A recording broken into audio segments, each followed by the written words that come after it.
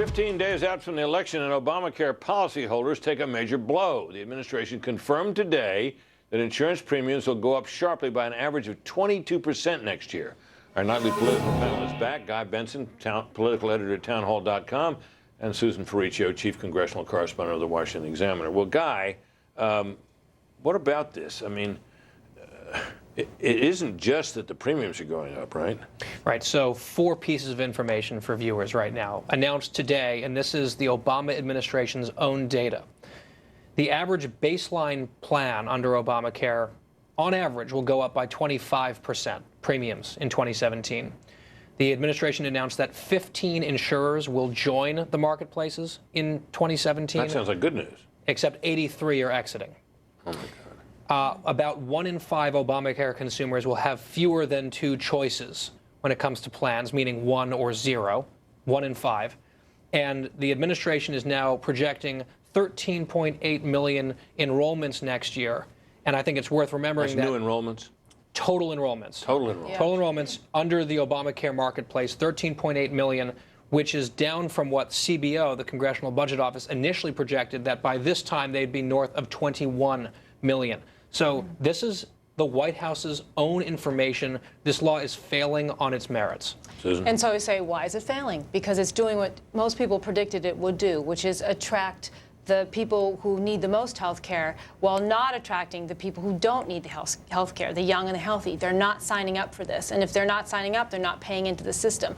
So it's costing more and not bringing in enough money. How much of that do you think, Susan, is due to the fact that you can wait till you're sick before you sign up? That's a huge part of it. And that's, it's a way that the insurance companies say that's driven the costs up. And people are taking advantage of it. They've already, determined that that's happening in many cases. They've tried to crack down on it by changing the window and the excuses you can use for signing up late, but there's nothing really specific that's helping drive those numbers back down. There's just not enough money coming into the system. So you have the Hillary Clinton talking about, what the solutions might be, and it's just costing more money. It's let's subsidize more of this, or let's make more people qualify for these subsidies. And so it's just basically let's put more into the system. That's more taxpayer money, right? Right, and potentially create this public option. Public option is basically government medicine. Right? A federal option where the government would run a health insurance system that people could opt into if they couldn't find something in their own area, if there was no competition. Now, 2 ways to look at this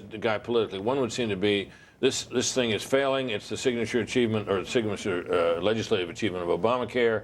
This should be a big issue in the campaign. The other way to look at it is this thing collapses like it's the people who devised it knew it would, and this will make it easier for the left and the Democrats to get the national health insurance they always wanted. Which do you think prevails? Well, I think that if you're a Republican running for office, especially for Senate and in the House, the down-ballot races, this is an October surprise that's big for you that you can capitalize on. If you're Kelly Ayotte or Pat Toomey or Joe Heck, the list goes on. You can make the argument specifically the Democrats are 100% responsible for this law. They sold it with a bill of goods, lie after lie that has been debunked. We were right in our criticisms. And remember the last time, the reason that we got Obamacare was unified Democratic control.